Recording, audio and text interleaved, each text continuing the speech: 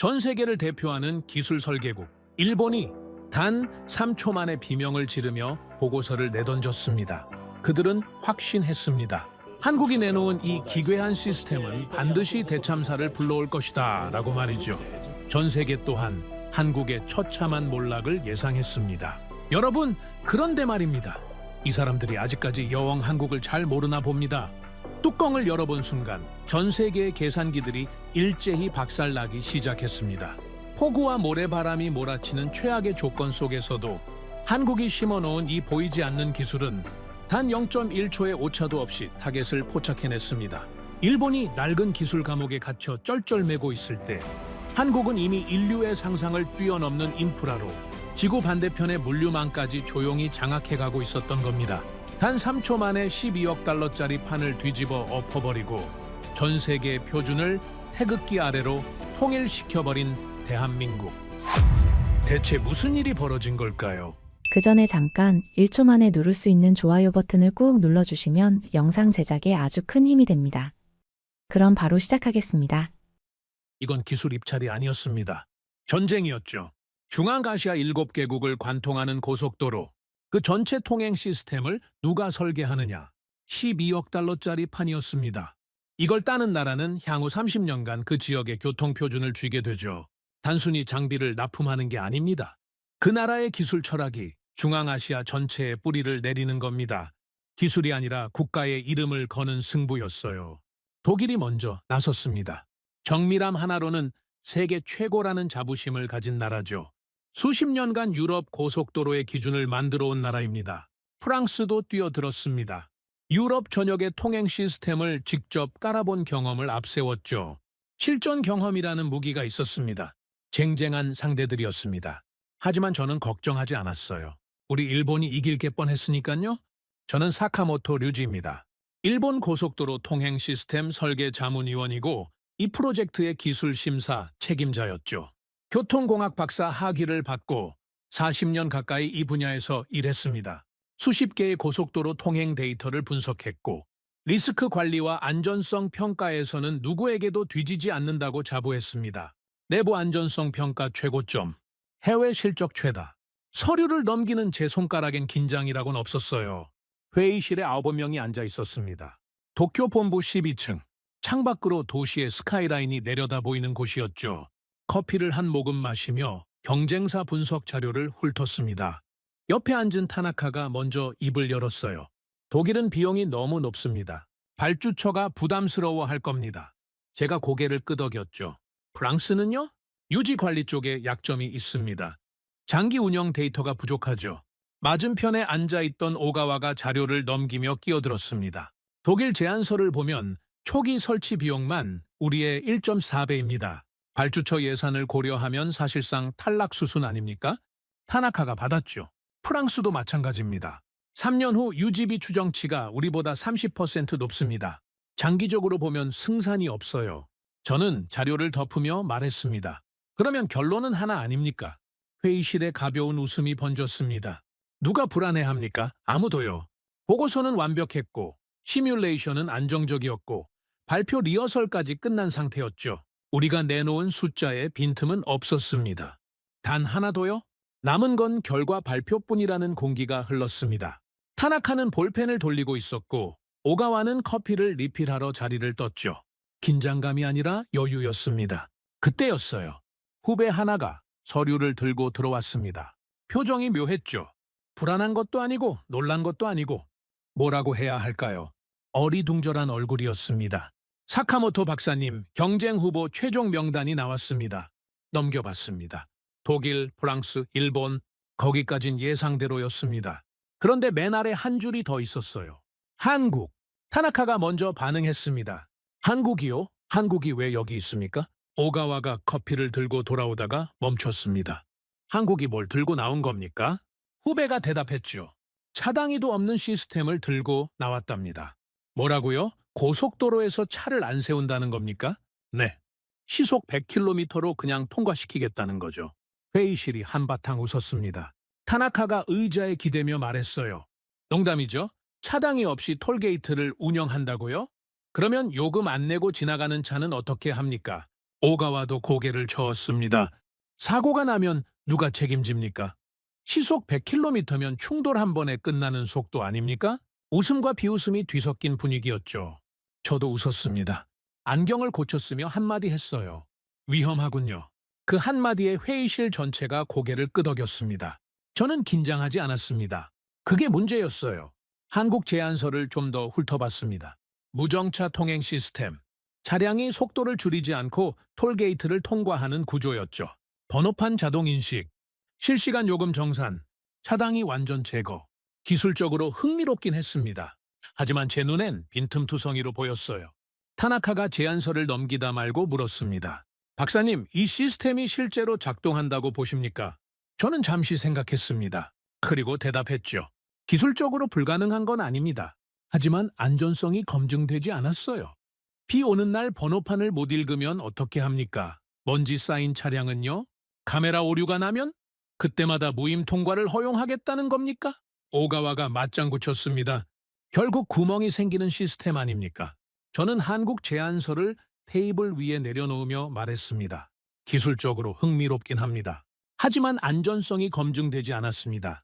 발주처가 이런 위험을 감수하겠습니까? 회의실이 조용해졌습니다. 모두 제 말에 동의하는 표정이었죠. 타나카가 한마디 덧붙였습니다. 한국은 빠르긴 하죠. 하지만 거칠지 않습니까? 저는 고개를 끄덕였습니다. 속도는 있을지 모릅니다. 하지만 철학이 없어요. 우리는 다릅니다. 우리는 신중하고 그들은 무모하죠. 진심이었습니다. 농담이 아니라 정말로 그렇게 믿고 있었어요. 한국의 기술력 자체를 무시한 건 아닙니다. 다만 방향이 틀렸다고 확신했죠. 고속도로에서 차를 멈추지 않겠다는 발상 자체가 위험하다고 판단한 겁니다. 사고 한 건이면 끝나는 거 아닙니까? 그 책임을 누가 집니까? 우리는 최종 설계안을 제출했습니다. 완벽했죠. 차당이 방식. 차량이 진입하면 속도를 줄입니다. 차당이 앞에서 멈추죠. 단말기가 요금을 확인하고 차단기가 올라갑니다. 그러고 나서 출발하는 겁니다. 느리냐고요? 그렇죠. 하지만 확실합니다. 오류가 나면 즉시 차단되니까요. 무임 차량은 원천적으로 막을 수 있었습니다. 안전성 시뮬레이션 통과, 비용 효율 분석 완료, 유지 보수 매뉴얼까지 전부 갖춰져 있었죠. 제출하는 날 타나카가 말했어요. 이번엔 축배를 일찍 들어도 되겠습니다. 저도 웃었습니다. 오가와가 옆에서 작게 박수를 쳤죠. 솔직히 같은 마음이었으니까요. 40년 경력의 결정판. 이 프로젝트를 따면 일본 교통 인프라 수출 역사에 새로운 장이 열리는 겁니다. 그 중심에 제가 서 있었죠.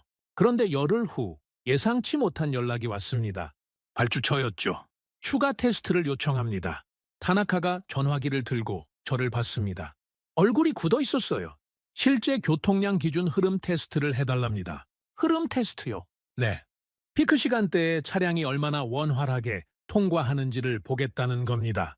저는 의자의 등을 기대며 말했습니다. 당연히 통과하죠. 우리 시스템은 안정성이 검증됐으니까요. 하지만 마음 한구석이 걸렸습니다. 흐름 테스트라는 건 속도를 본다는 뜻이거든요.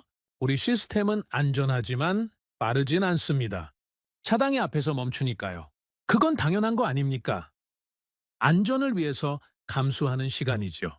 그런데 발주처가 왜 하필 흐름을 보겠다는 겁니까? 오가와가 조심스럽게 말했습니다. 혹시 한국 시스템 때문 아닙니까? 차를 안 세우는 방식이니까 흐름에서는 당연히 빠르겠죠. 타나카가 고개를 저었습니다. 아무리 빨라도 안전성이 보장 안 되면 의미 없습니다. 저도 같은 말을 하려 했습니다. 하지만 입이 떨어지지 않았어요. 왜였을까요?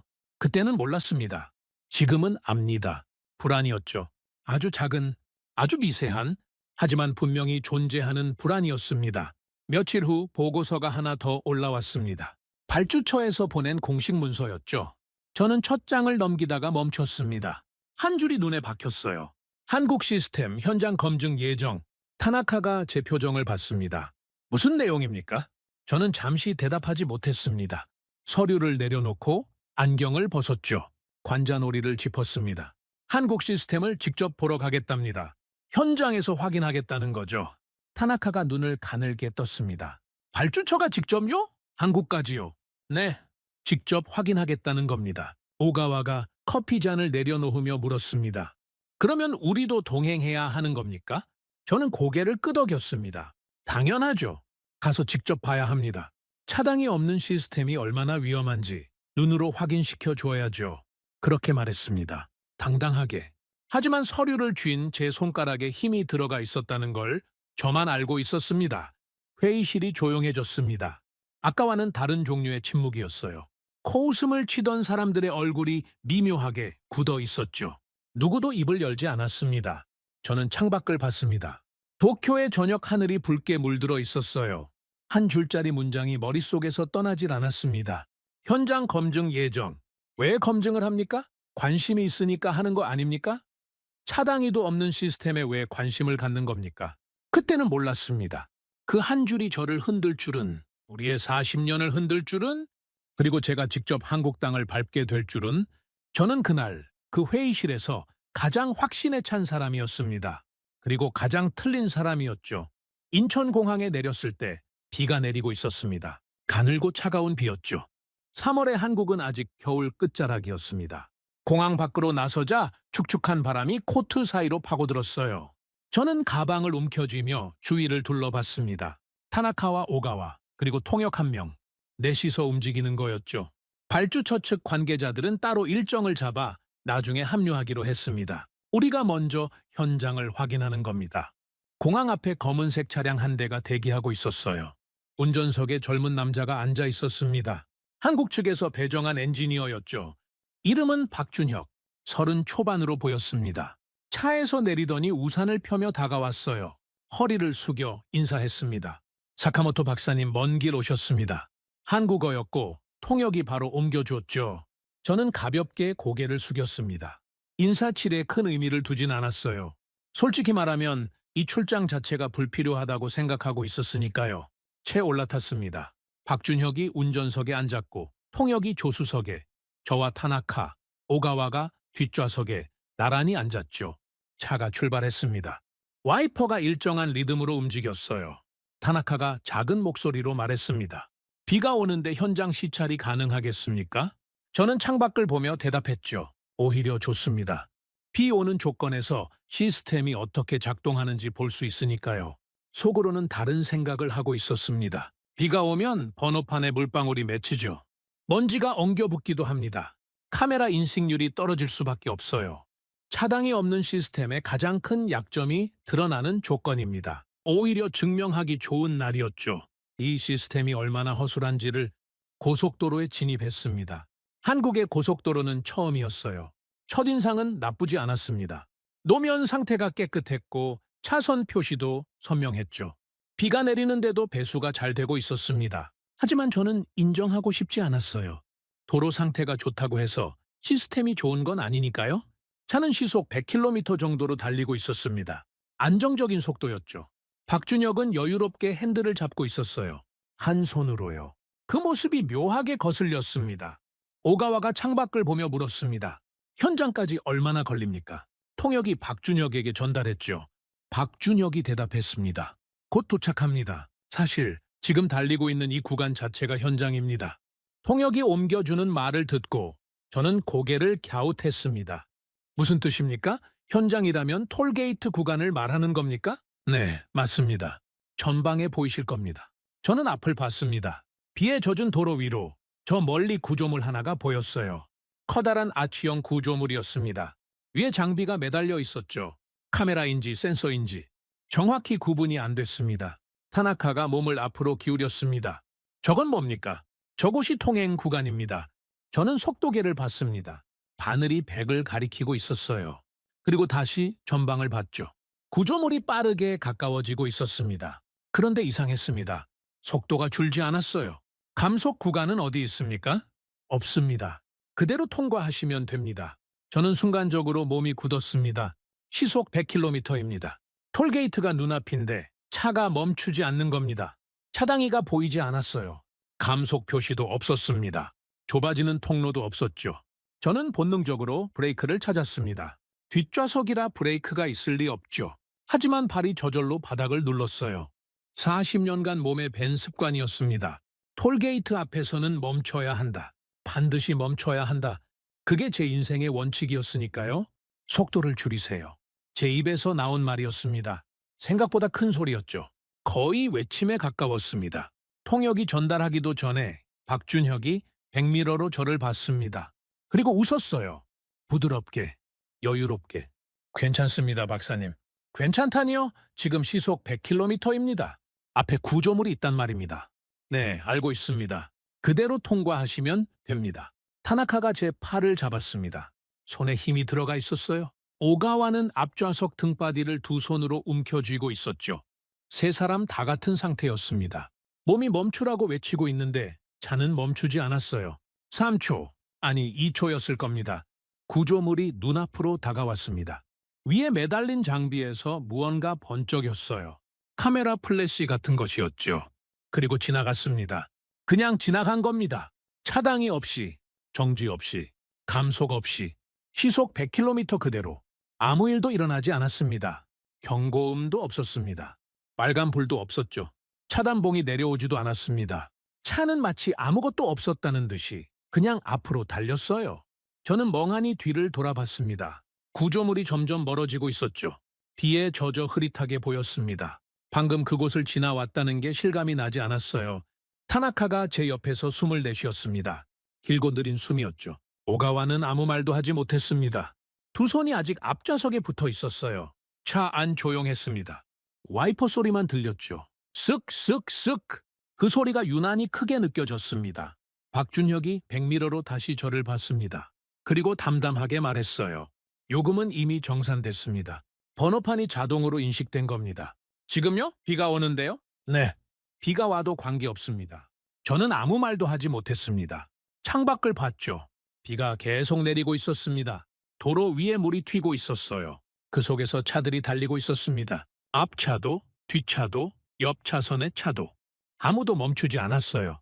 모두가 그냥 흐르고 있었습니다. 타나카가 작은 목소리로 물었습니다. 저 차들도 전부 지금 요금이 정산되고 있는 겁니까? 네. 전부요. 차당이 없이요? 네. 차당이 없이요. 다시 침묵이 흘렀습니다. 길었죠. 저는 제 손을 내려다 봤습니다. 손바닥에 땀이 차 있었어요. 주먹을 쥐었다 폈습니다. 손끝이 미세하게 떨리고 있었죠. 40년입니다. 40년간 차단기가 있어야 한다고 믿었습니다. 멈춰야 안전하다고 가르쳤습니다. 그게 제 커리어의 전부였어요. 그런데 한국은 멈추지 않았습니다. 멈추지 않는데 아무 일도 일어나지 않았습니다. 이건 무모함이 아니었어요. 그게 더 무서웠습니다. 오가와가 겨우 입을 열었습니다. 목소리가 갈라져 있었죠. 사카모토 박사님, 이게 가능한 겁니까? 저는 대답하지 못했습니다. 정확히 말하면 대답하고 싶지 않았어요. 가능하냐고요? 방금 눈으로 봤지 않습니까? 온몸으로 느꼈지 않습니까? 시속 100km로 톨게이트를 통과하는 차 안에 제가 타고 있었습니다. 비가 오는 날에 차당이 없이, 그리고 아무 일도 일어나지 않았죠. 가능한 겁니다. 이미 되고 있는 겁니다. 그것도 매일. 창밖으로 보이는 고속도로 위에서 수백 대의 차가 쉬지 않고 흐르고 있었습니다. 멈추는 차는 단 한 대도 없었어요. 비를 맞으며 밤을 향해 그냥 달리고 있었죠.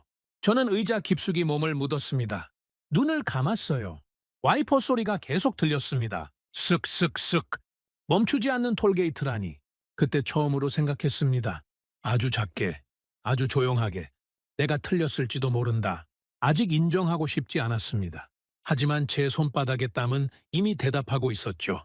다음날 아침이었습니다. 비는 그쳤지만 하늘은 여전히 흐렸죠. 호텔 로비에서 타나카와 오가와를 만났습니다. 둘 다 얼굴이 좋지 않았어요. 잠을 못 잔 게 분명했죠. 타나카가 커피를 한 모금 마시며 말했습니다. 어젯밤에 계속 생각했습니다. 아무래도 어제 본 건 특수한 조건이었을 겁니다. 저도 같은 말을 하려던 참이었어요. 그렇겠죠. 도로가 비교적 한산한 구간이었을 수 있습니다. 차량이 적으면 당연히 문제가 없어 보이는 거 아닙니까? 오가와가 고개를 끄덕였습니다. 피크 시간대에 차가 몰리면 이야기가 다를 겁니다. 그때 인식률이 유지되는지가 핵심이죠. 우리는 서로를 안심시키고 있었습니다. 어제의 충격을 합리화하고 있었던 거죠. 지금 돌아보면 그게 보입니다. 하지만 그때는 진심으로 그렇게 믿고 싶었어요. 박준혁이 로비에 나타났습니다. 어제와 같은 여유로운 표정이었죠. 인사를 하고 말했습니다. 오늘은 관제센터를 방문하시게 됩니다. 관제센터요? 네. 전국 고속도로 통행 데이터를 실시간으로 관리하는 곳입니다. 박사님께서 원하시는 숫자를 전부 보실 수 있을 겁니다. 저는 속으로 좋다고 생각했습니다. 숫자, 데이터, 그게 제 영역이니까요. 현장에서 느낌으로 판단하면 흔들릴 수 있습니다. 하지만 숫자는 거짓말을 하지 않죠. 데이터를 보면 빈틈이 드러날 겁니다. 반드시. 저는 그렇게 확신했어요. 차로 40분 정도 이동했습니다. 서울 외곽의 한 건물이었죠. 겉에서 보면 평범한 사무용 건물이었습니다. 특별할 것 없어 보였어요.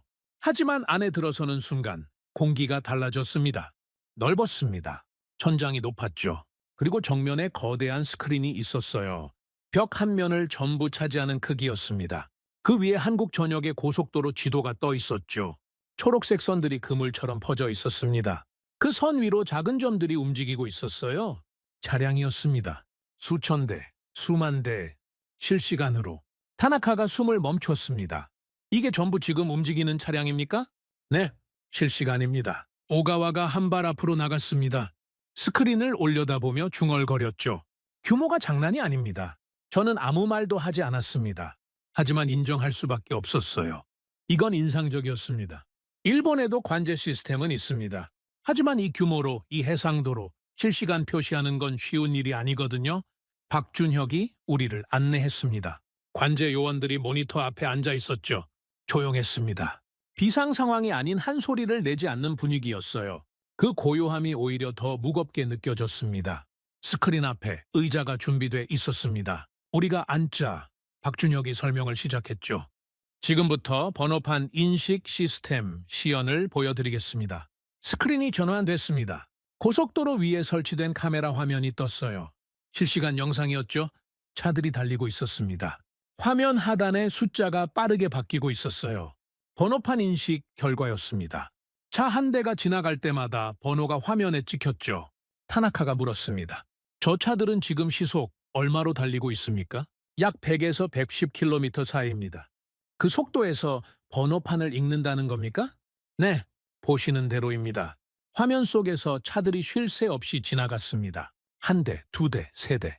번호가 찍히고 요금이 정산되고 다음 차가 또 찍혔죠. 멈추는 차는 없었어요. 오류 표시도 없었습니다. 저는 집중해서 봤습니다. 빈틈을 찾으려고요. 번호판이 더럽거나 가려져 있거나 인식이 안 되는 순간을 잡으려고 눈을 부릅떴죠. 그때 트럭 한 대가 지나갔습니다. 뒷판에 흙이 잔뜩 튀어 있었어요. 번호판이 반쯤 가려져 있었죠.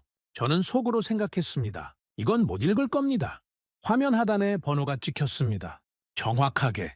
저는 몸을 앞으로 기울였어요. 지금 그 트럭, 번호판에 흙이 묻어 있었습니다. 그런데 읽은 겁니까? 네.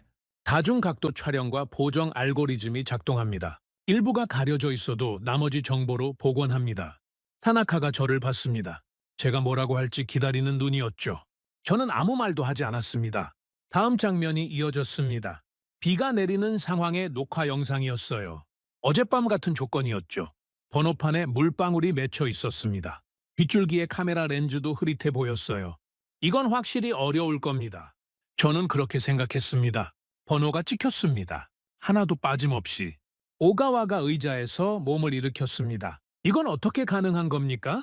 비가 오는데 렌즈에 물이 맺히지 않습니까? 박준혁이 대답했죠. 렌즈에 발수 코팅이 적용돼 있고 저고에선 조명이 별도로 작동합니다.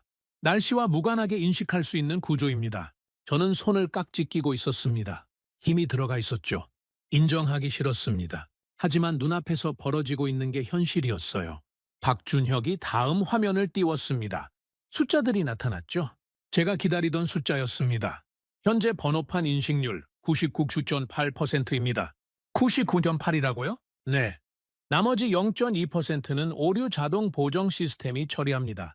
최종 정산 누락률은 사실상 영에 가깝습니다. 저는 데이터를 믿는 사람입니다. 40년간 숫자로 판단해왔어요. 감정이 아니라 데이터가 진실이라고 가르쳐왔죠. 그런데 그 숫자가 제 편이 아니었습니다.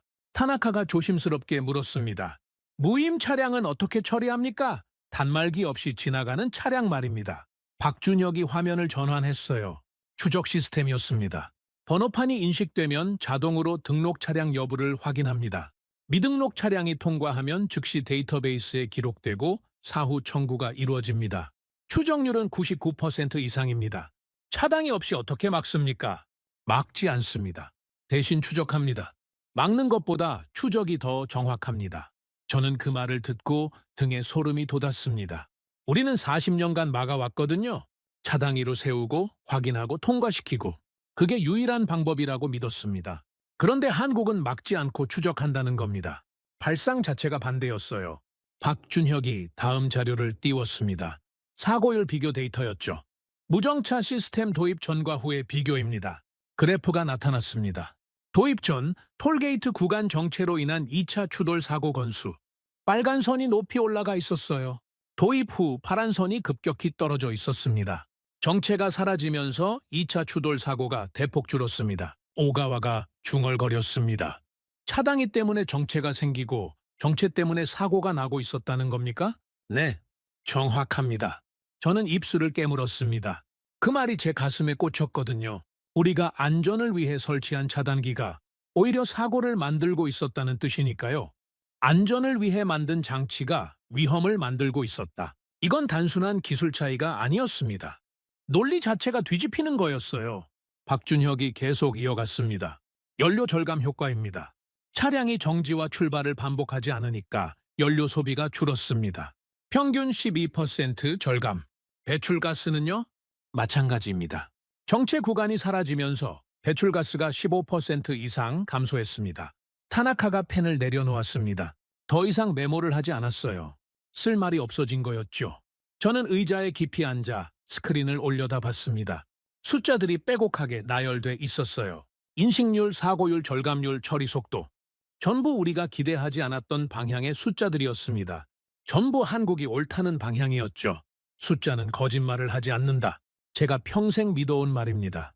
그 숫자가 그날 저를 배신한 겁니다. 아닙니다. 배신이 아니었죠. 숫자는 원래 그 자리에 있었습니다. 저만 보지 못했던 겁니다. 보려 하지 않았던 거였어요. 박준혁이 마지막 슬라이드를 띄웠습니다. 한국 무정차 시스템의 설계 철학이라는 제목이었죠. 화면에 문장 하나가 떠 있었습니다. 운전자를 믿는다. 박준혁이 저를 보며 말했습니다. 담담하게, 힘을 주지 않고 그냥 사실을 전하듯이 저희는 운전자를 막지 않습니다. 운전자가 갈 길을 가도록 시스템이 뒤에서 처리합니다. 사람을 세우는 대신 기술이 따라가는 겁니다. 회의실이 조용해졌습니다. 관제 요원들의 키보드 소리만 멀리서 들렸어요. 타나카도 오가와도 통역도 아무 말이 없었습니다. 저는 그 문장을 바라봤습니다. 운전자를 믿는다. 우리는 뭘 했습니까? 우리는 운전자를 세웠습니다. 멈추게 했죠. 차당이 앞에서 기다리게 했습니다. 확인될 때까지 움직이지 못하게 했어요. 그게 안전이라고 믿었습니다. 한국은 달랐습니다. 운전자를 믿었죠. 가도 된다고 했습니다. 대신 기술이 뒤를 봐주겠다고 했어요. 사람을 통제하는 대신 기술로 뒷받침하는 겁니다. 우리는 멈추게 했고 그들은 흐르게 했다. 그 차이가 이 모든 숫자의 차이를 만든 거였습니다. 오가와가 겨우 입을 열었습니다. 사카모토 박사님, 이 데이터를 어떻게 보십니까? 저는 한참 동안 대답하지 않았습니다. 스크린을 봤죠. 숫자들이 여전히 빼곡하게 나열돼 있었어요. 하나하나가 저를 조용히 반박하고 있었습니다. 데이터는 명확합니다. 그게 제가 할 수 있는 전부였어요. 타나카가 작은 목소리로 물었습니다. 그러면 우리 시스템은 어떻게 됩니까? 저는 대답하지 못했습니다. 차마 입이 떨어지지 않았어요. 관제센터를 나올 때 밖은 여전히 흐린 하늘이었습니다. 바람이 불었죠. 코트킷을 세우며 걸었습니다. 박준혁이 옆에서 조용히 걸었어요. 저는 문득 그에게 물었습니다. 박 엔지니어, 한 가지만 물어봐도 됩니까? 네, 물론입니다. 이 시스템을 처음 설계할 때 두렵지 않았습니까? 차당이를 없앤다는 건 사고가 나면 책임질 곳이 없다는 뜻 아닙니까? 박준혁이 걸음을 멈추고 저를 봤습니다. 잠시 생각하더니 웃으며 말했어요. 두려웠죠. 당연히 두려웠습니다. 하지만 저희는 두려움 때문에 멈추면 더 큰 문제가 생긴다는 걸 알고 있었습니다. 차당이 때문에 사고가 나고 정체 때문에 사람들이 시간을 잃고 그 비용이 사회 전체로 퍼지니까요. 두려움을 안고 전진하는 게 두려워서 멈추는 것보다 낫다고 판단한 겁니다. 30 초반의 젊은 엔지니어였습니다. 제 경력의 절반도 안 되는 사람이었죠.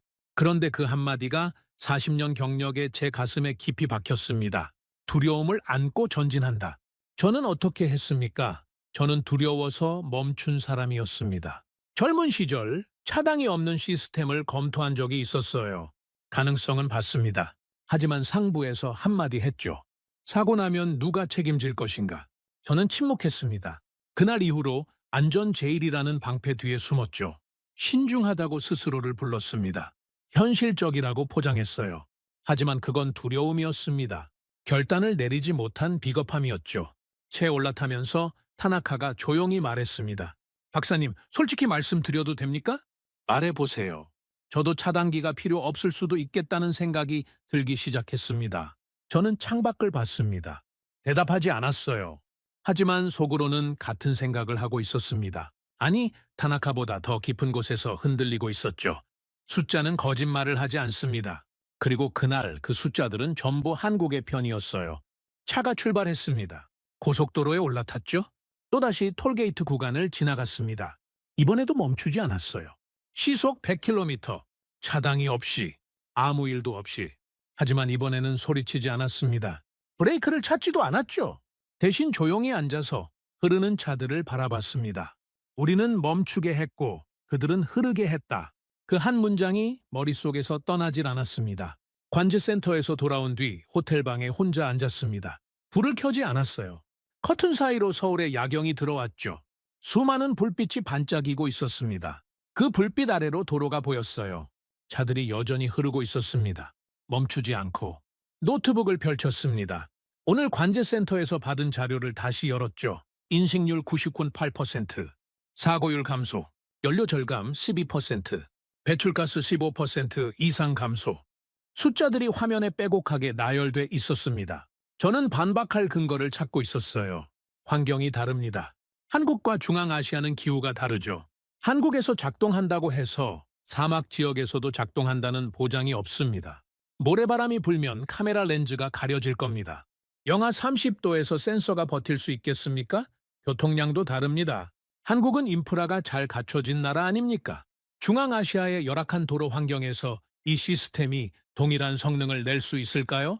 타나카에게 메시지를 보냈습니다.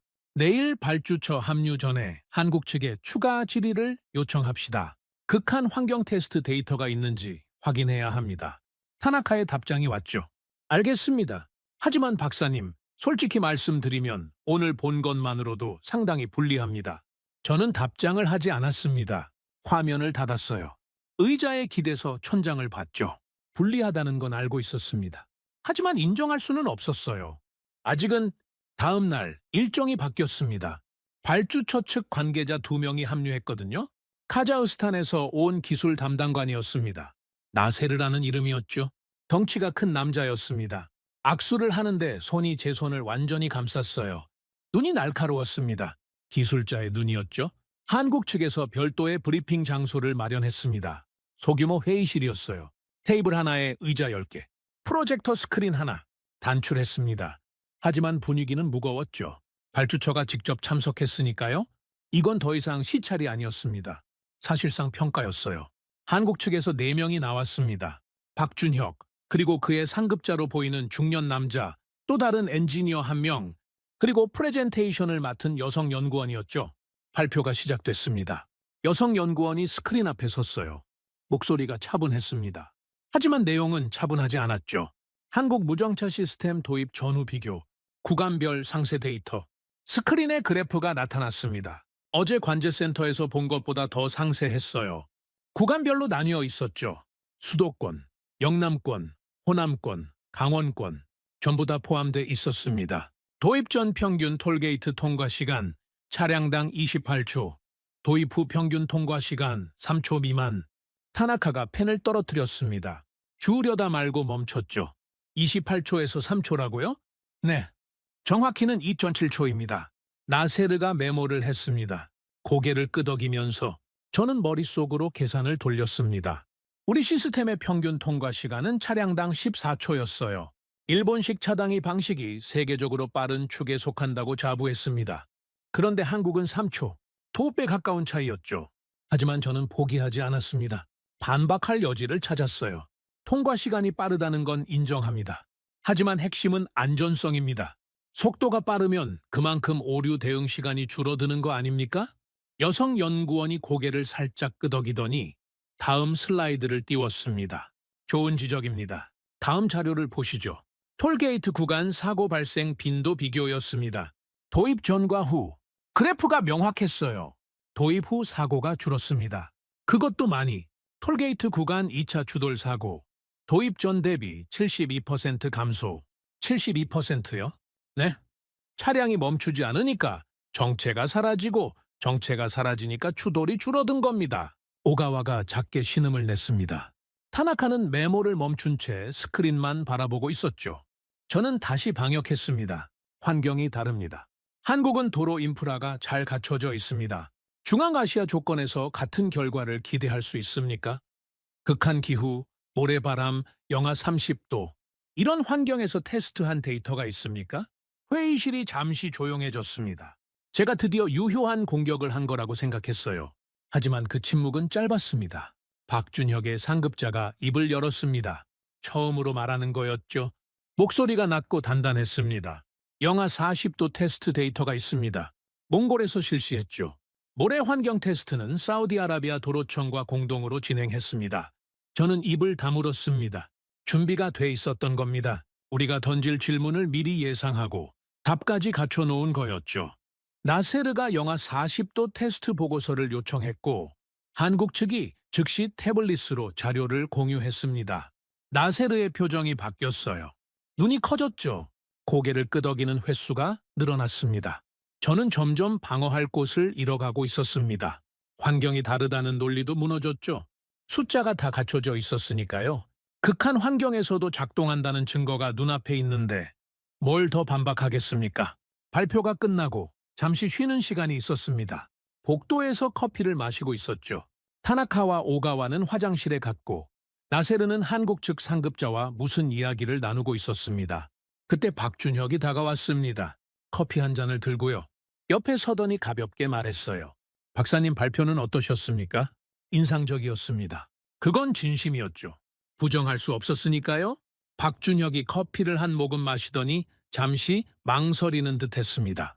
그리고 물었어요. 조용하게, 하지만 정확하게. 박사님, 한 가지 여쭤봐도 될까요? 말해보세요. 일본은 왜 차단기를 유지하셨습니까? 단순한 질문이었습니다. 공격적이지도 않았어요. 비꼬는 톤도 아니었죠.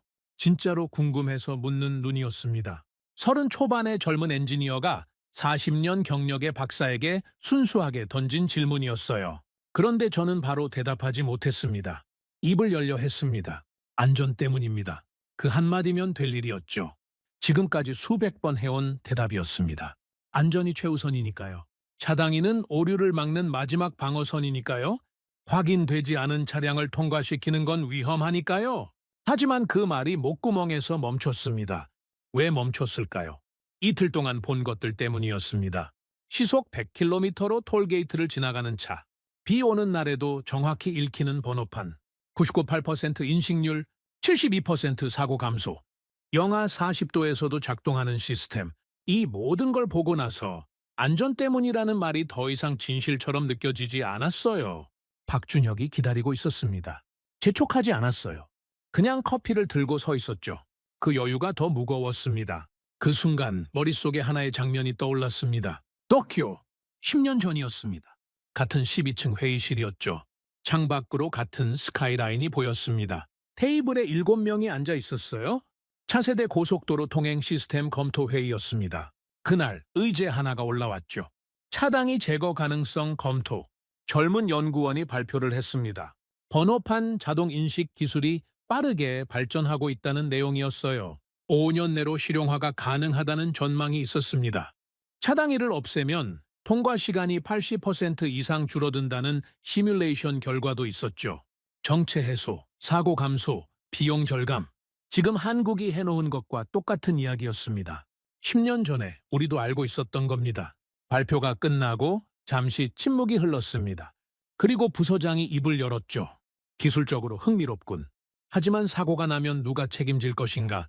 회의실이 얼어붙었습니다. 그 한마디에 공기가 바뀐 거죠. 책임. 그 단어가 테이블 위에 떨어지자 모두가 고개를 숙였습니다. 누군가가 말해야 했습니다. 가능성은 충분합니다. 리스크를 관리하면서 단계적으로 도입합시다. 그렇게 말하는 사람이 한 명만 있었어도 달라졌을 겁니다. 그 사람이 저였어야 했습니다. 기술 심사 책임자, 리스크 관리 전문가, 40년 경력의 교통공학 박사. 제가 한마디만 했으면 됐어요. 하지만 저는 뭐라고 했습니까? 안전이 최우선입니다. 검증되지 않은 기술을 현장에 적용하는 건 시기상조라고 생각합니다. 가장 안전한 말이었습니다. 가장 편리한 말이었죠. 아무도 반박할 수 없는 말이었습니다. 안전이라는 단어 앞에서 누가 이의를 제기하겠습니까? 저는 그 방패 뒤에 숨었습니다. 부서장이 고개를 끄덕였고 회의실 전체가 따라 끄덕였죠. 혁신안은 보류됐습니다. 서류는 캐비닛에 들어갔어요. 다시 꺼내지 않았습니다. 그리고 10년이 지났습니다. 10년 동안 우리는 차단기를 유지했습니다. 차를 세우고 확인하고 올리고 보냈죠. 안전하다고 믿었습니다. 최선이라고 믿었어요. 그 10년 동안 한국은 달렸습니다. 차단기를 없앴고 시스템을 만들었고 검증했고 수출까지 하고 있었죠. 우리가 서류를 캐비닛에 넣고 있을 때 한국은 그 서류를 현실로 만들고 있었던 겁니다. 복도에 서서 박준혁의 질문이 아직 귓가에 맴돌고 있었습니다. 왜 차단기를 유지하셨습니까? 저는 겨우 입을 열었습니다. 안전 때문이었습니다. 그렇게 대답했어요. 하지만 제 목소리가 얼마나 작았는지 저만 알고 있었습니다. 박준혁이 고개를 살짝 끄덕였습니다. 더 묻지 않았어요. 그게 더 아팠습니다. 추궁을 했으면 오히려 방어라도 했을 겁니다. 하지만 그는 그냥 받아들였죠. 마치 그 대답을 이미 알고 있었다는 듯이. 타나카가 복도 끝에서 돌아왔습니다. 제 얼굴을 보더니 걸음을 멈췄어요. 박사님 괜찮으십니까? 괜찮습니다. 괜찮지 않았습니다. 전혀요. 회의실로 돌아갔습니다. 오후 세션이 시작됐죠. 하지만 저는 발표 내용이 귀에 들어오지 않았습니다. 10년 전 회의실이 자꾸 눈앞에 겹쳤거든요. 부서장의 목소리가 들렸습니다. 사고가 나면 누가 책임질 것인가? 그리고 제 목소리가 들렸죠. 안전이 최우선입니다. 그 두 문장이 번갈아가며 머릿속을 맴돌았습니다. 안전이라는 말은 때로 가장 편리한 방패였습니다. 책임지기 싫을 때, 결단을 미루고 싶을 때, 변화가 두려울 때, 안전이라고 말하면 아무도 반박하지 못하죠. 그 뒤에 숨으면 누구도 공격하지 못합니다. 저는 그걸 알고 있었어요. 알면서 이용한 겁니다. 우리는 틀린 게 아닙니다. 늦었던 겁니다. 10년, 딱 10년을 늦었어요. 그리고 그 10년의 시작점에 제가 있었습니다. 제 한마디가 10년을 멈추게 한 겁니다. 오후 세션이 끝나고 나세르가 악수를 정했습니다. 저에게가 아니라 한국 측 상급자에게였죠. 두 사람이 악수하는 모습을 봤습니다. 나세르의 표정이 밝았어요. 만족스러운 얼굴이었습니다. 저는 그 악수를 바라보며 서 있었습니다. 주머니에 손을 넣었죠. 손이 차가웠습니다. 호텔로 돌아오는 차 안에서 아무도 말이 없었습니다. 타나카도 오가와도 저도 서울의 도로 위에서 차들이 흐르고 있었어요. 멈추지 않고 여전히 창밖을 보며 생각했습니다. 나는 가장 안전한 선택을 했다고 믿었다. 그러나 그것이 가장 느린 선택이었다는 걸 이제야 깨닫는다. 그리고 하나 더, 그 느린 선택의 대가를 지금 이 자리에서 치르고 있다는 것도. 시뮬레이션 발표일이었습니다. 중앙아시아 발주처가 요청한 공개 테스트죠. 장소는 서울 시내의 한 대형 컨퍼런스 홀이었습니다. 건물 로비에 들어서자마자 분위기가 달랐어요. 양복을 입은 사람들이 곳곳에 서 있었습니다. 명찰을 달고 있었죠. 카자흐스탄, 우즈베키스탄, 키르기스스탄, 중앙아시아 각국의 교통 관계자들이 모여 있었습니다. 이건 단순한 기술 시연이 아니었어요. 12억 달러짜리 프로젝트의 사실상 최종 평가였습니다. 타나카가 넥타이를 고쳐매며 말했습니다. 사람이 예상보다 많습니다. 오가와가 주위를 둘러보며 대답했죠. 발주처만 오는 줄 알았는데 각국 기술 담당자까지 전부 온 것 같습니다. 저는 말없이 홀 안으로 들어갔습니다. 정면에 대형 스크린이 2개 설치돼 있었어요. 왼쪽 스크린과 오른쪽 스크린. 그 아래 발표대가 하나씩 놓여 있었죠. 왼쪽이 일본, 오른쪽이 한국이었습니다. 나란히 놓인 겁니다. 직접 비교하겠다는 뜻이었죠. 타나카가 제 옆에서 작게 말했어요. 동시 시뮬레이션입니까? 그런 것 같습니다. 불리하지 않겠습니까? 저는 타나카를 봤습니다. 왜 불리합니까? 우리 시스템은 안정성이 검증됐습니다. 시뮬레이션이야말로 우리가 강한 영역이죠. 그렇게 말했습니다. 하지만 가슴 한쪽이 무거웠어요. 이틀간 본 것들이 머릿속에 남아 있었으니까요. 그래도 시뮬레이션은 달랐습니다. 현장 체험은 감정에 흔들릴 수 있지만 시뮬레이션은 숫자로 승부하는 겁니다. 우리의 40년 데이터가 뒷받침하고 있었죠. 저는 스스로를 다독였습니다. 여기서 증명하면 됩니다. 자리에 앉았습니다. 앞줄이었죠. 나세르가 반대편에 앉아 있었습니다. 눈이 마주쳤어요. 가볍게 고개를 숙였습니다. 나세르는 표정 없이 고개를 끄덕였죠. 그 무표정이 신경 쓰였습니다. 일본 측 발표가 먼저였습니다. 우리 팀에서 준비한 엔지니어가 발표대에 섰죠. 자료는 완벽했습니다. 도쿄 본부에서 3개월간 준비한 시뮬레이션이었어요. 일본식 고속도로 통행 시스템 시뮬레이션. 피크 시간대 기준. 스크린에 가상 고속도로가 나타났습니다. 6차선 도로, 톨게이트 구간, 차단기가 설치돼 있었죠. 차량들이 진입하기 시작했습니다. 한 대씩 감속하고 멈추고 요금 확인 후 출발. 질서 정견했어요. 깔끔했습니다. 저는 속으로 고개를 끄덕였습니다. 좋습니다. 이게 우리의 강점이죠. 정확하고 안정적인 처리. 하지만 시뮬레이션이 진행되면서 문제가 보이기 시작했습니다. 피크 시간대였어요. 차량 수가 늘어났습니다. 분당 진입 차량이 200대, 300대, 400대. 숫자가 올라갈수록 톨게이트 앞에 줄이 길어졌습니다. 차량이 앞에서 멈추는 시간. 한 대당 14초. 그 14초가 쌓이기 시작한 거죠. 스크린 위에 대기열 수치가 표시됐습니다. 50대, 100대, 150대. 숫자가 멈추지 않았어요. 감속 구간이 점점 뒤로 밀렸습니다. 시뮬레이션 속 고속도로에 정체가 생기기 시작했죠. 타나카가 옆에서 팔짱을 꼈습니다. 다리를 떨고 있었어요. 오가와가 작게 속삭였습니다. 대기열이 너무 길어지고 있습니다. 저도 보고 있었습니다. 보고 싶지 않았지만요. 시뮬레이션 속 차량들이 톨게이트 2km 전부터 감속하기 시작했습니다. 브레이크 등이 줄줄이 켜졌죠. 빨간불이 화면 가득 번졌어요. 정체입니다. 피크 시간대에 차단기 방식으로는 정체를 피할 수 없었습니다. 최종 수치가 나왔습니다. 피크 시간대 평균 통과 시간 차량당 47초, 대기열 최대 길이 3.2km, 처리 용량 시간당 약 5,400대, 47초. 평소 14초인 통과 시간이 피크에는 47초로 늘어난 겁니다. 그리고 대기열 3.2km, 고속도로에서 3km가 막힌다는 건 그 뒤로 2차 정체가 연쇄적으로 발생한다는 뜻이죠. 홀이 조용했습니다. 박수가 없었어요. 의례적인 박수조차. 나세르가 메모를 하고 있었습니다. 펜이 빠르게 움직였죠. 무슨 내용인지는 모르겠지만 좋은 내용이 아니라는 건 느낌으로 알 수 있었어요. 저는 등에서 땀이 흐르는 걸 느꼈습니다. 양복 셔츠가 등에 달라붙었죠. 하지만 표정은 유지했습니다. 40년간 훈련된 표정이니까요. 다음은 한국 측 발표였습니다. 박준혁의 상급자가 발표대에 섰어요. 어제 회의실에서 영하 40도 테스트 데이터를 꺼냈던 그 사람이었죠. 한국식 무정차 통행 시스템 시뮬레이션. 동일 조건, 피크 시간대 기준. 오른쪽 스크린에 같은 가상 고속도로가 나타났습니다. 6차선 도로, 같은 교통량, 같은 피크 시간대. 하지만 톨게이트 구간이 달랐어요. 차단기가 없었습니다. 아치형 구조물만 도로 위에 걸쳐 있었죠. 차량들이 진입했습니다. 분당 200대, 300대, 400대. 숫자가 똑같이 올라갔어요. 하지만 줄이 생기지 않았습니다. 차들이 멈추지 않았거든요. 시속 100km 그대로 구조물 아래를 통과했습니다. 감속 없이, 정지 없이. 한 대가 지나가고 바로 다음 대가 지나가고 또 다음 대가 지나갔죠. 흐름이 끊기지 않았어요. 스크린 위에 대기열 수치 0대 계속 0이었습니다. 홀에서 작은 탄성이 터졌습니다. 여기저기서 고개를 앞으로 내미는 사람들이 보였어요. 분당 진입량이 500대, 600대로 올라갔습니다. 극한 조건이었죠. 그래도 멈추지 않았습니다.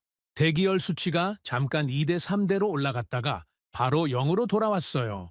시스템이 실시간으로 흐름을 조절하고 있었습니다. 최종 수치가 나왔습니다. 피크 시간대 평균 통과 시간, 차량당 2.8초, 대기열 최대 길이, 연 처리 용량, 시간당 약 18,000대. 저는 숫자를 다시 봤습니다. 눈이 잘못된 건가 싶었어요. 우리 47초, 한국 2.8초, 우리 대기열 3.2km, 한국 세온 우리 시간당 5,400대, 한국 시간당 18,000대, 3배가 넘는 처리 용량이었습니다. 비교 자체가 성립하지 않는 수준이었죠. 타나카가 옆에서 숨을 들이쉬었습니다. 길게 떨리는 숨이었어요. 오가와는 고개를 숙이고 있었습니다. 메모장을 덮었죠. 더 이상 쓸 게 없다는 듯이. 홀에서 박수가 터졌습니다. 처음에는 한두 명이었어요. 그러다 번졌죠. 앞줄에서 뒷줄에서 양옆에서 박수가 홀 전체를 채웠습니다. 한국 측 발표자가 가볍게 고개를 숙였어요. 저는 박수를 치지 못했습니다. 손이 무릎 위에 놓여 있었어요. 움직이지 않았습니다. 주먹을 쥐지도 펴지도 않았죠. 그냥 거기 있었습니다. 아무 힘도 없이. 나세르가 자리에서 일어났습니다. 마이크를 잡았죠. 홀이 조용해졌습니다. 모두의 시선이 나세르에게 쏠렸어요. 나세르는 천천히 말했습니다.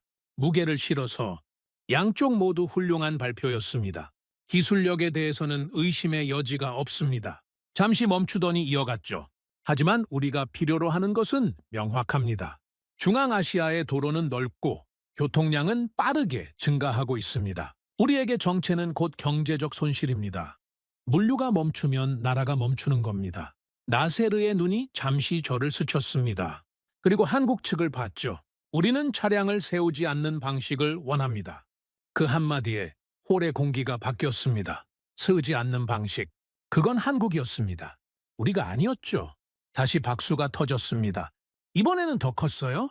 나세르 옆에 앉아있던 각국 관계자들이 고개를 끄덕이고 있었습니다. 몇몇은 한국 측과 눈을 맞추며 미소를 짓고 있었죠. 저는 앞을 바라봤습니다. 2개의 스크린이 나란히 서 있었어요. 왼쪽 스크린에는 우리의 시뮬레이션이 멈춰 있었습니다.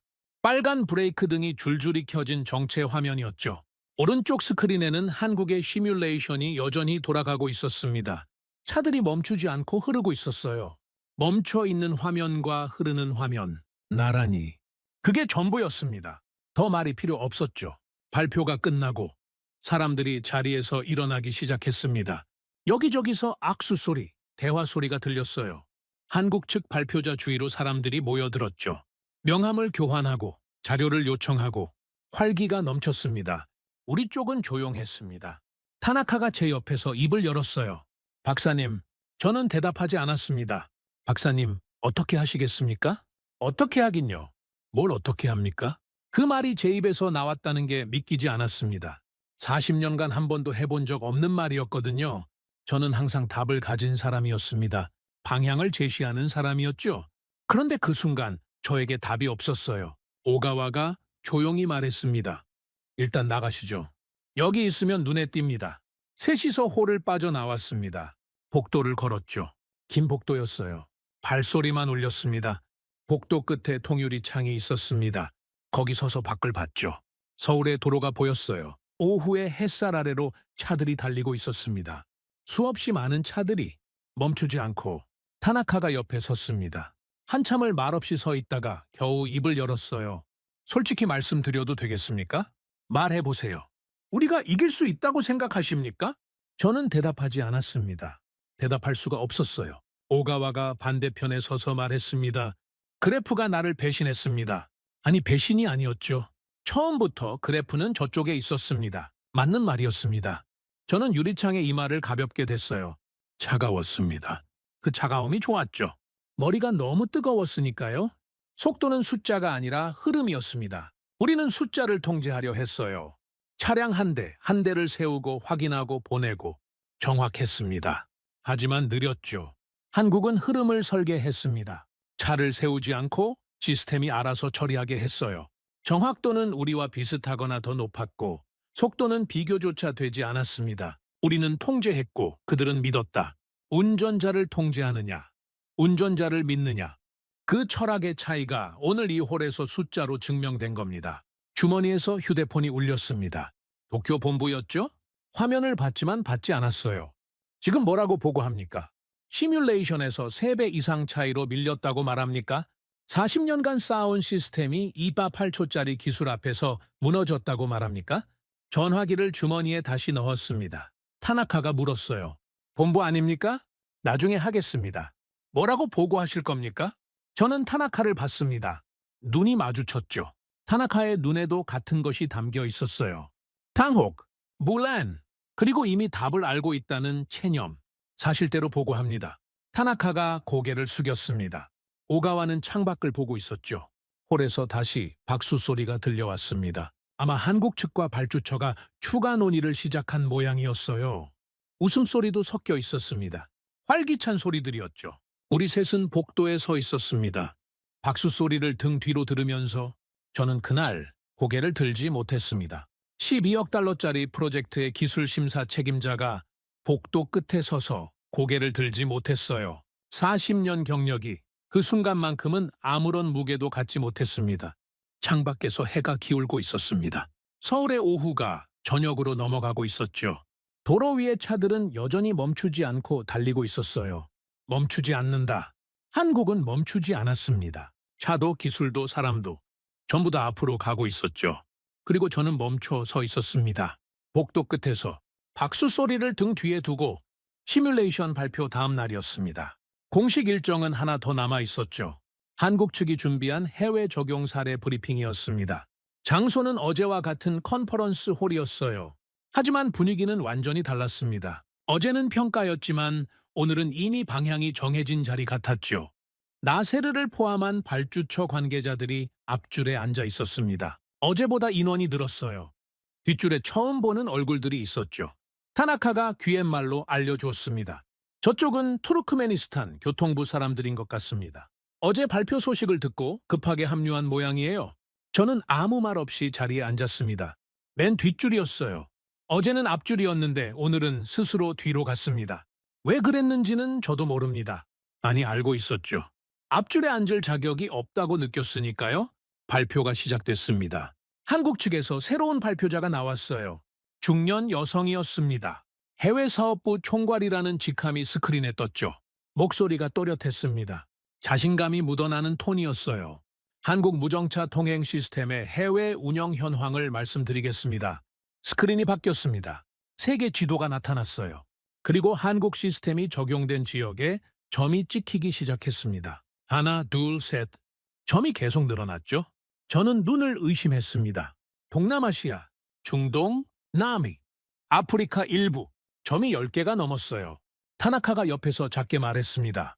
이미 이렇게 많이 나갔습니까? 저도 몰랐습니다. 우리가 도쿄 회의실에서 경쟁사 분석을 하고 있을 때 한국은 이미 세계 곳곳에 시스템을 깔고 있었던 겁니다.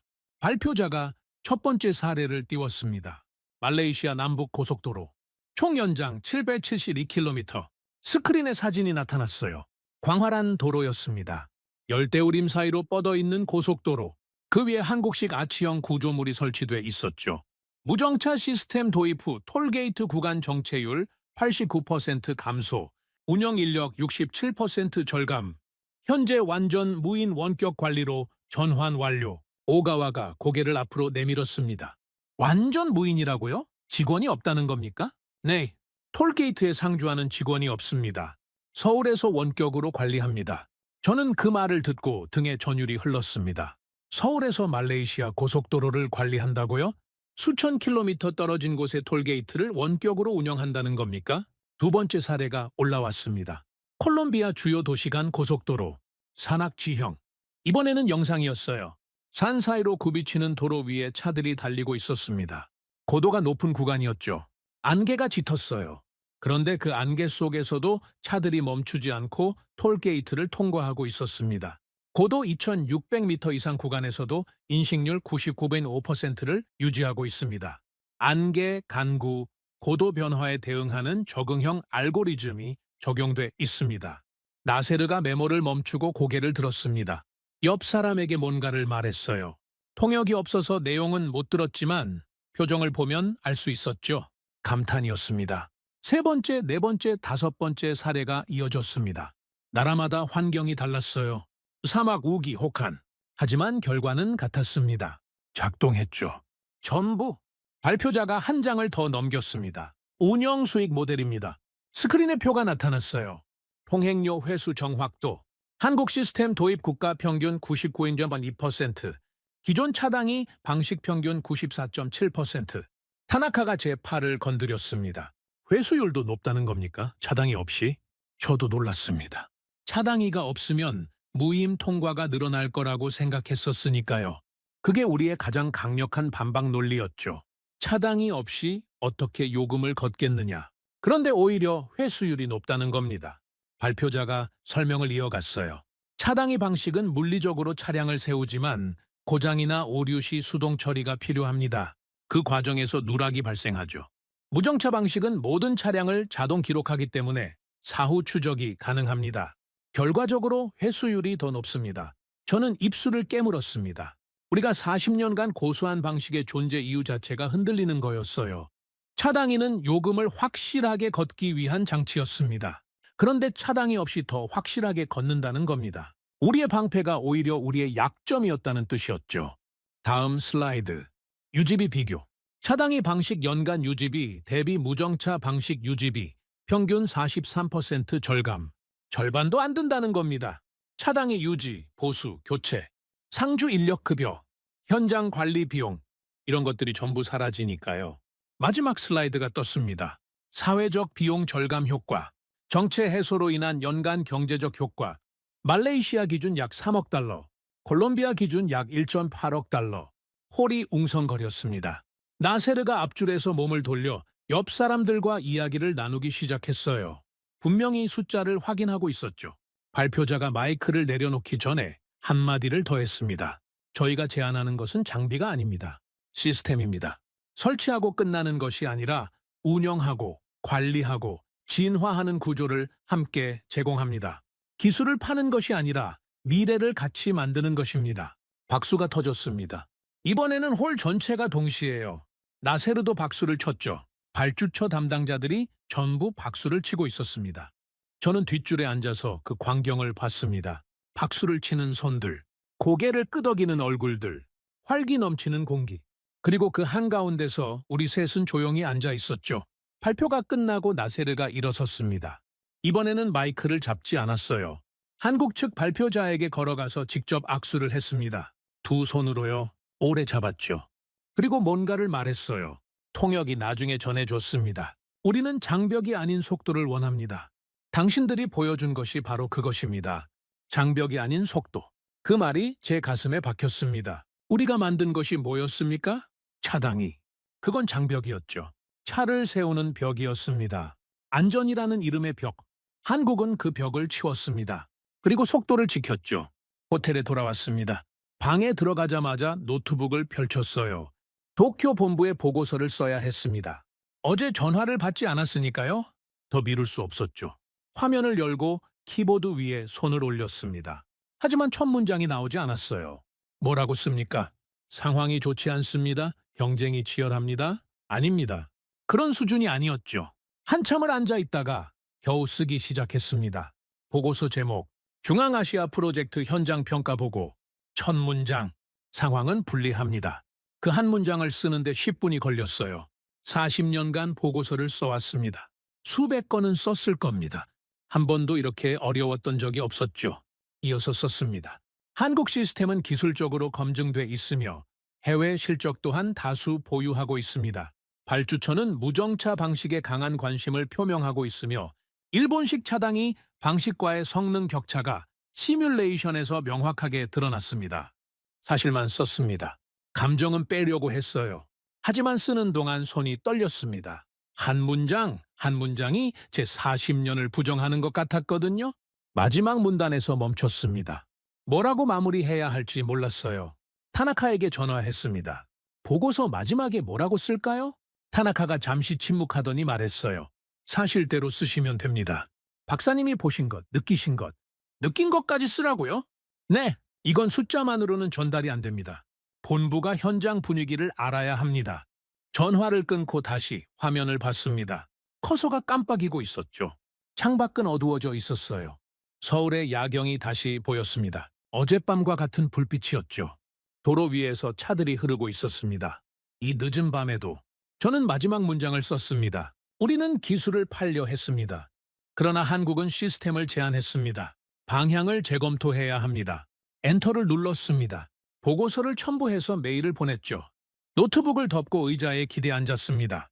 천장을 봤어요. 우리는 기술을 반려했다.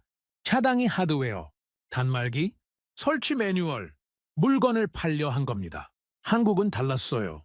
시스템을 제안했습니다. 설치하고 운영하고 관리하고 진화시키는 구조 전체를 가져갔죠. 장비 하나를 넘기는 게 아니라 나라의 교통 철학 자체를 바꾸겠다고 한 겁니다. 차이는 속도가 아니었습니다. 차이는 결단이었죠. 한국은 결단했고 우리는 망설였습니다. 한국은 위험을 계산하고 뛰어들었고 우리는 위험을 피하고 멈춰 섰습니다. 세계는 이미 움직이고 있었어요. 말레이시아에서, 콜롬비아에서, 사우디아라비아에서 한국의 시스템이 깔리고 있었습니다. 우리가 회의실에서 안전을 논하고 있을 때 세계는 한국을 선택하고 있었죠. 휴대폰이 울렸습니다. 오가와였어요. 박사님, 내일 일정이 마지막입니다. 발주처 최종 미팅이 있습니다. 알고 있습니다. 어떻게 하시겠습니까? 갑니다. 끝까지 가야죠. 전화를 끊고 침대에 앉았습니다. 가방 안에서 여권이 보였어요. 일본 여권. 빨간 표지. 그걸 꺼내서 한참 봤습니다. 이 여권을 들고 수십 개 나라를 다녔죠. 일본의 기술을 자랑하러, 일본의 시스템이 최고라고 설득하러. 그게 제 인생이었습니다. 그런데 지금 이 서울의 호텔 방에서 저는 처음으로 그 자부심이 흔들리는 걸 느끼고 있었어요. 세계는 기다려주지 않습니다. 우리가 안전하다고, 신중하다고, 검증이 필요하다고 말하는 동안 세계는 이미 다음 단계로 가고 있었죠. 우리는 안전을 택했고 그들은 미래를 택했다. 그 차이를 인정해야 했습니다. 이제는요, 창밖을 봤습니다. 서울의 밤은 깊어가고 있었어요. 하지만 도로 위의 불빛은 꺼지지 않았습니다. 차들은 여전히 달리고 있었죠. 멈추지 않고. 저는 그 불빛을 바라보며 눈을 감지 못했습니다. 긴 밤이었어요. 서울에서 보내는 마지막 밤이었습니다. 그리고 제 확신이 완전히 무너진 밤이었죠. 다음 날 아침 호텔 방에서 노트북을 열었습니다. 도쿄 본부와 긴급 화상 회의가 잡혀 있었거든요. 어젯밤 보낸 보고서 때문이었죠. 예상은 했습니다. 저 보고서를 받고 가만히 있을 본부가 아니니까요. 화면이 켜졌습니다. 도쿄 12층 회의실이 보였어요. 5명이 앉아 있었죠. 가운데 앉은 사람이 하시모토 상무였습니다. 이 프로젝트의 최종 결재권자예요. 옆에 기술부장, 해외사업팀장, 그리고 제가 모르는 얼굴 2명이 있었죠. 표정이 전부 굳어 있었습니다. 하시모토 상무가 먼저 입을 열었어요. 목소리가 낮았습니다. 사카모토 박사, 보고서를 읽었습니다. 네, 상황이 불리하다고 썼더군요. 네, 사실입니다. 잠시 침묵이 흘렀습니다. 하시모토 상무가 안경을 벗더니 테이블 위에 내려놓았어요. 그리고 똑바로 저를 봤죠. 도대체 왜 밀리고 있는 겁니까? 저는 준비한 대로 설명을 시작했습니다. 시뮬레이션 결과, 피크 시간대 처리량 3배 차이, 해외 실적, 발주처 반응, 숫자를 하나하나 나열했죠. 객관적으로, 감정 없이. 하시모토 상무의 표정이 점점 굳어갔습니다. 기술부장이 끼어들었어요. 그 숫자들이 정확한 겁니까? 한국 측이 과장한 건 아니고요. 직접 확인했습니다. 관제센터에서 실시간 데이터를 받고 시뮬레이션도 동일 조건에서 진행됐습니다. 해외 사업팀장이 말했죠. 환경이 다르지 않습니까? 한국에서 된다고 해서 중앙아시아에서도 된다는 보장이 없죠. 저는 잠시 멈췄습니다. 그 말, 며칠 전에 제가 했던 말과 똑같았거든요. 관제센터에서 회의실에서 머릿속에서 환경이 다르다. 조건이 다르다. 제가 수십 번 되낸 논리였습니다. 하지만 이미 무너진 논리였죠. 영하 40도 테스트 데이터가 있습니다. 몽골에서 실시했고 사우디아라비아 사막 환경 테스트도 완료된 상태입니다. 극한 환경에서도 작동합니다. 화면 속 회의실이 조용해졌습니다. 해외 사업팀장이 입을 다물었어요. 하시모토 상무가 다시 말했습니다. 그러면 우리가 지금 할 수 있는 게 뭡니까? 뒤집을 방법이 있습니까? 저는 대답하지 못했습니다. 사카모토 박사? 기술적으로 우리 시스템의 안전성은 여전히 우수합니다. 하지만 발주처가 원하는 방향은 속도와 흐름입니다. 그 부분에서 우리는 구조적으로 불리합니다. 구조적으로 불리하다. 그 말을 제 입으로 하는 게 이렇게 무거울 줄 몰랐습니다. 기술부장이 팔짱을 꼈습니다. 그러면 우리도 차단기를 제거하는 방안을 검토합시다. 지금이라도 설계를 바꾸면 되지 않습니까? 하시모토 상무가 고개를 저었어요. 지금 와서 설계를 바꾸면 안전성 검증을 처음부터 다시 해야 합니다. 시간이 없어요? 그러면 어쩌자는 겁니까? 다시 침묵이 흘렀습니다. 무거운 침묵이었죠. 화면 속 5명의 얼굴이 전부 굳어 있었어요. 그때 하시모토 상무가 말했습니다. 낮고 단단한 목소리로. 차당이 제거는 위험합니다. 우리는 40년간 이 방식으로 해왔어요. 검증되지 않은 기술을 지금 도입한다는 건 모험입니다. 저는 화면을 바라봤습니다. 그 말을 듣는 순간 귓가에서 다른 목소리가 들렸어요. 10년 전 회의실, 부서장의 목소리. 사고가 나면 누가 책임질 것인가? 똑같았습니다. 단어만 바뀌었을 뿐 논리는 그대로였죠. 위험하다. 검증되지 않았다. 책임질 수 없다. 10년 전에도 같은 말을 했고 지금도 같은 말을 하고 있었습니다. 하시모토 상무가 이어갔어요. 우리는 책임을 질 수 없습니다. 이 프로젝트에서 사고가 한 건이라도 발생하면 일본 전체의 신뢰도가 무너져요. 그 리스크를 감수할 수는 없습니다. 저는 그 말을 듣고 화면 속 하시모토 상무의 얼굴을 봤습니다. 그리고 소름이 돋았어요. 그 얼굴이 과거의 제 얼굴이었거든요. 10년 전 같은 회의실에서 같은 자리에 앉아서 같은 논리로 혁신안을 보류시켰던 사람, 안전이 최우선이라고 말했던 사람, 책임을 두려워해서 결단을 미루었던 사람, 그게 저였습니다. 그리고 지금 하시모토 상무가 똑같은 일을 하고 있었죠. 저 말은 내 말이었다. 가슴이 조여왔습니다. 숨이 막히는 것 같았어요. 화면 속 회의실이 10년 전 회의실과 겹쳤습니다. 부서장의 얼굴 위에 하시모토 상무의 얼굴이 포개졌죠. 그리고 그 옆에 침묵하고 있던 젊은 날에 제가 서 있었습니다. 우리는 변하지 않았다. 10년이 지났는데 아무것도. 하시모토 상무가 말했습니다. 사카모토 박사, 남은 일정을 마무리하고 돌아오세요. 최종 결과는 본부에서 대응하겠습니다. 네, 알겠습니다. 그렇게 대답했어요. 하지만 제 목소리는 비어 있었습니다. 알겠다고 했지만 무엇을 알겠다는 건지 저도 모르겠었죠. 화상회의가 끝났습니다. 화면이 꺼졌어요. 노트북 앞에 혼자 앉아 있었습니다. 호텔방이 조용했죠. 한참을 그렇게 앉아 있다가 타나카에게 전화했습니다. 오후에 시간 있습니까? 네, 있습니다. 무슨 일입니까? 한국 고속도로를 한 번 더 보고 싶습니다. 타나카가 잠시 침묵하더니 대답했어요. 알겠습니다. 박준혁 엔지니어에게 연락해 보겠습니다. 오후에 차가 왔습니다. 박준혁이 운전석에 앉아 있었어요. 이번에는 타나카와 둘만 탔습니다. 오가와는 호텔에 남았죠. 짐을 싸야 한다고 했지만 아마 더 볼 필요를 못 느꼈을 겁니다. 이미 답이 나왔으니까요. 비가 다시 내리고 있었습니다. 첫날처럼 가늘고 차가운 비였죠. 와이퍼가 일정한 리듬으로 움직였어요. 쓱, 쓱, 쓱! 고속도로에 올라탔습니다. 차가 달리기 시작했죠. 시속 100km. 익숙한 속도였습니다. 며칠 사이에 이 속도가 익숙해졌다는 게 스스로도 놀라웠어요.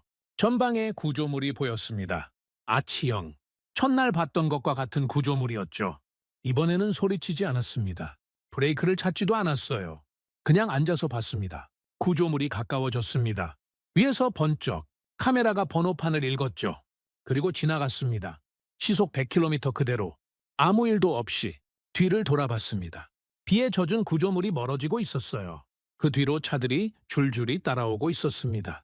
한 대도 멈추지 않았죠. 타나카가 옆에서 창밖을 보고 있었습니다. 아무 말도 하지 않았어요. 박준혁에게 물었습니다. 박 엔지니어, 이 구간을 하루에 몇 대가 통과합니까? 일 평균 약 12만 대입니다. 12만 대. 하루에 12만 대가 멈추지 않고 지나간다는 겁니다. 차당이 없이, 사고 없이. 저는 조용히 창밖을 봤습니다. 비가 내리는 고속도로, 차들이 흐르고 있었어요. 브레이크 등이 켜지지 않았습니다. 첫날에는 그게 공포였죠. 왜 안 멈추느냐고 소리쳤습니다. 하지만 지금은 달랐어요. 멈추지 않는 게 당연해 보였습니다. 오히려 멈추는 게 이상해 보였죠. 며칠 만에 제 기준이 바뀐 겁니다. 그게 더 무서웠습니다. 40년간 쌓아온 기준이 며칠 만에 흔들렸으니까요. 한참을 달리다가 박준혁이 휴게소에 차를 세웠습니다. 커피를 사러 간다고 했어요. 타나카와 저는 차 안에 남았죠. 비가 유리창을 때리고 있었습니다. 타나카가 먼저 입을 열었어요. 박사님, 네, 본부 회의는 어떠셨습니까? 잠시 망설이다가 대답했습니다. 10년 전과 같은 말을 하더군요. 타나카가 고개를 돌려 저를 봤습니다. 같은 말이라면? 위험하다. 검증되지 않았다. 책임질 수 없다. 10년 전에 제가 했던 말과 똑같았습니다. 타나카가 아무 말 없이 앞을 봤어요. 한참이 지나서야 겨우 말했죠. 우리가 변하지 않은 거군요. 네? 세상은 움직였는데 우리만 멈춰 있었습니다. 박준혁이 커피를 들고 돌아왔습니다. 셋이서 커피를 마셨죠. 뜨거웠어요. 비에 젖은 공기 속에서 김이 올라왔습니다. 저는 커피를 한 모금 마시고 조용히 말했습니다. 타나카에게가 아니라 저 자신에게 하는 말이었어요. 우리는 기술이 없었던 것이 아닙니다. 타나카가 저를 봤습니다. 우리는 결단이 없었던 겁니다. 차 안 조용해졌습니다. 와이퍼 소리만 들렸죠. 쓱, 쓱, 쓱. 비가 유리창을 타고 흘러내렸습니다. 그건 제 패배 선언이었습니다. 하지만 이상하게도 굴욕적이지 않았어요. 오히려 가슴속에서 무언가 풀리는 느낌이었습니다. 며칠간 목을 조이던 것, 가슴을 누르던 것, 숨을 막던 것, 그게 조금 풀렸어요.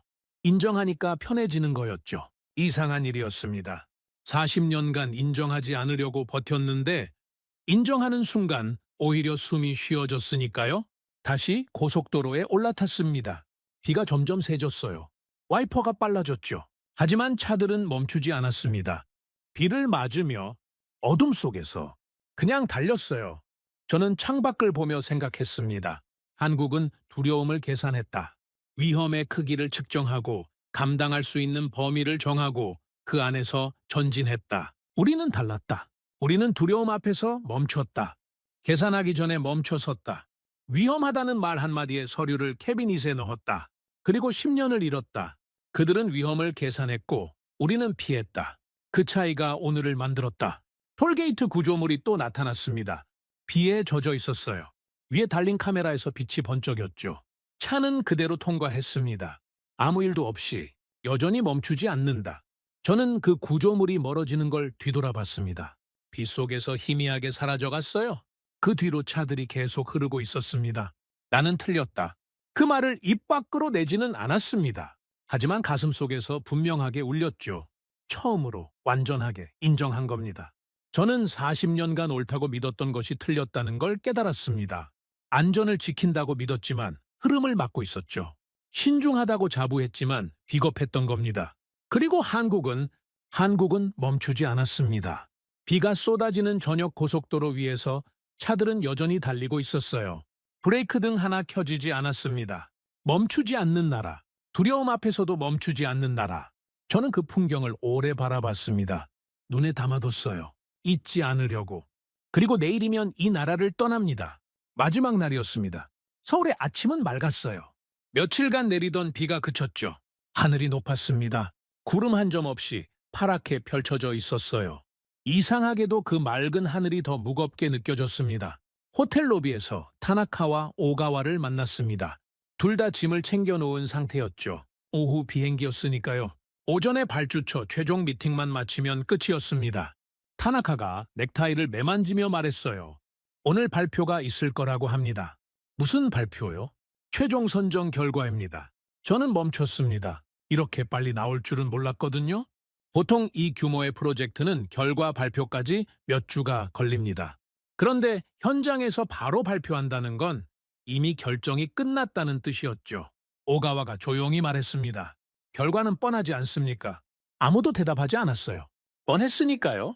컨퍼런스 홀에 도착했습니다. 이틀 전 시뮬레이션 발표를 했던 그 장소였죠.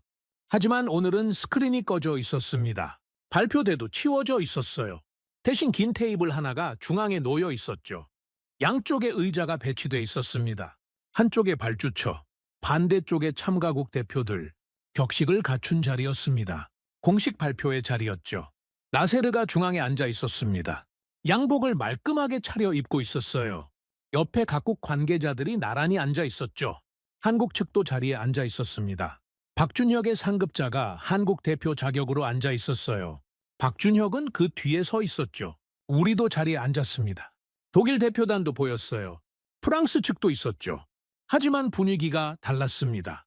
독일과 프랑스 대표들의 얼굴에도 이미 결과를 아는 표정이 묻어 있었어요. 나세르가 일어섰습니다. 홀이 조용해졌죠. 기침 소리 하나 들리지 않았습니다. 나세르가 서류를 한 장 들었어요. 천천히 읽기 시작했습니다. 통역이 동시에 옮겨줬죠. 중앙아시아 7개국 통합 고속도로 통행 시스템 구축 프로젝트 최종 선정 결과를 발표합니다. 심장이 뛰었습니다. 결과를 알고 있었는데도요. 머리로는 알고 있었지만 가슴은 아직 받아들이지 못하고 있었던 거죠. 나세르가 이어갔습니다. 참여해주신 모든 국가에 깊은 감사를 드립니다. 독일, 프랑스, 일본, 한국. 네 나라 모두 뛰어난 기술력을 보여주셨습니다. 잠시 멈추더니 서류에서 눈을 떼고 정면을 봤어요.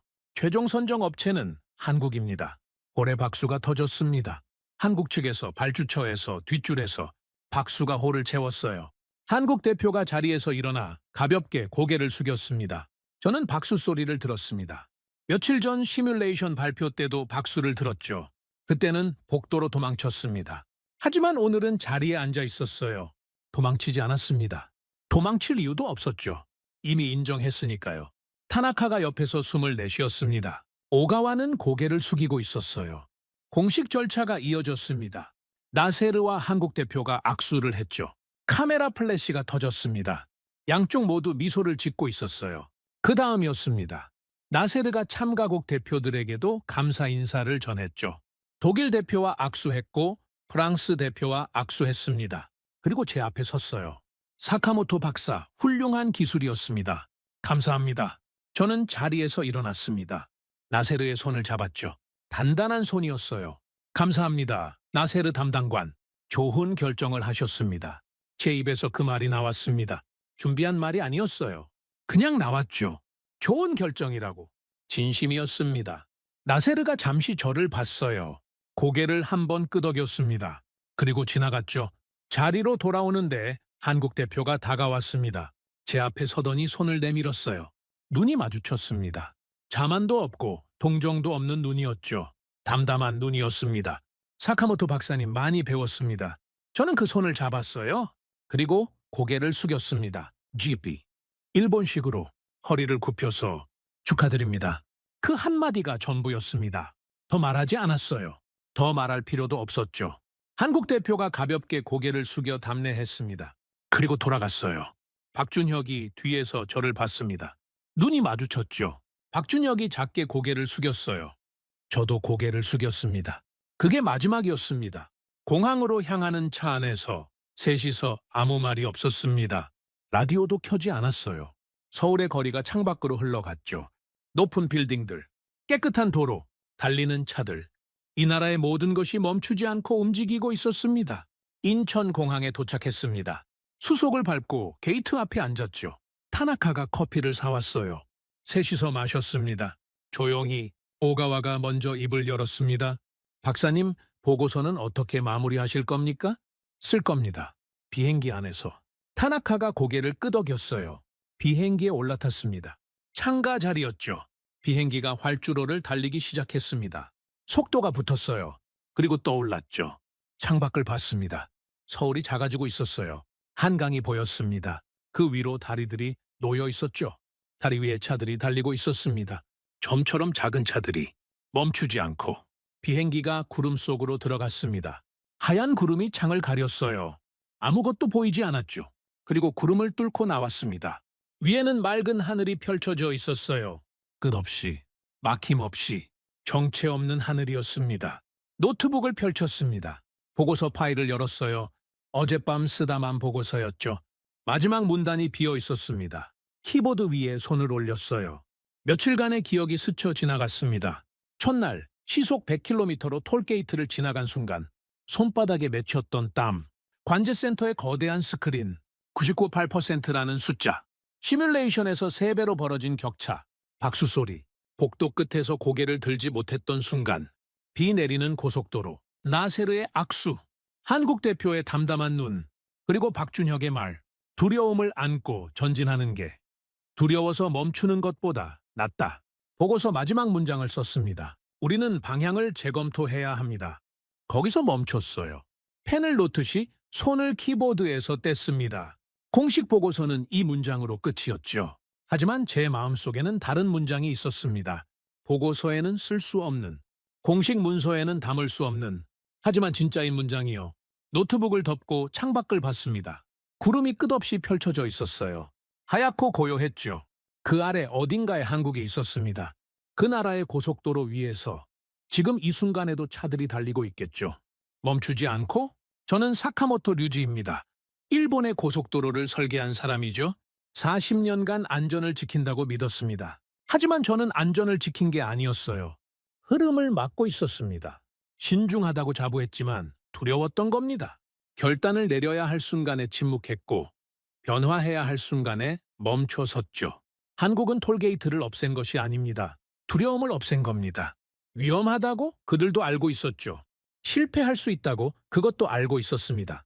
하지만 두려움 때문에 멈추면 더 큰 것을 잃는다는 걸 그들은 알고 있었어요. 우리는 멈추게 했고 그들은 흐르게 했습니다. 우리는 안전을 택했고 그들은 미래를 택했죠. 그 차이가 오늘의 격차를 만들었습니다. 저는 한국에 가르치러 갔습니다. 일본의 기술이 얼마나 우수한지 보여주러 갔죠. 하지만 배우고 돌아왔습니다.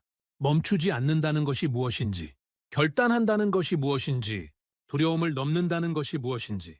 비행기가 흔들렸습니다. 난기류였죠. 하지만 비행기는 멈추지 않았어요. 흔들리면서도 앞으로 갔습니다. 한국처럼 창밖의 구름 사이로 저 멀리 빛이 보였습니다. 해가 기울고 있었어요. 붉은 빛이 구름 위에 번지고 있었죠. 저는 그 빛을 바라보며 조용히 인정했습니다. 한국은 멈추지 않았습니다. 차도 기술도 사람도 나라도 전부 다 앞으로 갔죠. 그리고 저는 그 사실 앞에 고개를 숙입니다. 눈을 감았습니다. 비행기의 엔진 소리가 낮게 울렸어요. 일정하고 묵직한 소리였죠. 멈추지 않는 소리. 한국은 속도를 멈추지 않은 나라였습니다. 그리고 저는 그 나라에서 비로소 깨달았습니다. 멈추지 않는다는 것. 그것이 진짜 용기라는 걸. 오늘의 사연은 여기까지입니다. 구독과 좋아요는 영상 제작에 아주 큰 힘이 됩니다. 지금까지 감동테라스 저는 소희였습니다. 오늘도 우리 구독자님들의 가정에 따뜻한 행복이 가득하시길 진심으로 바라겠습니다. 긴 영상 끝까지 시청해주셔서 정말 감사합니다. 내일 더 좋은 이야기로 찾아뵙겠습니다. 감사합니다.